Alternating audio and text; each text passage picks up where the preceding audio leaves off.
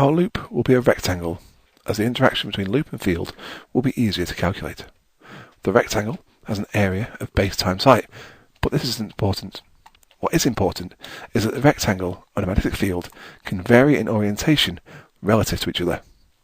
Our rectangular coil has an imaginary spindle running through the centre of it, so that it can rotate about its central axis.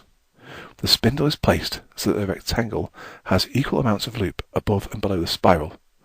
The rectangle is symmetrical about the spindle. Now we introduce the magnetic field. Initially, the magnetic field we pass through our rectangle of wire is perpendicular. The maximum number of magnetic field lines is passing through our rectangle. This is the maximum flux linkage between wire and magnetic field. We now move our rectangle around its spindle. This action follows circular motion as discussed in previous podcasts on circular motion. As the rectangle rotates, the area exposed to the magnetic field decreases, and so does the flux linkage. Eventually, the flux linkage decreases to zero when the rectangle has moved through a quarter turn. As the rectangle keeps moving, the flux linkage increases again, but in the opposite direction, reaching a maximum at a half turn.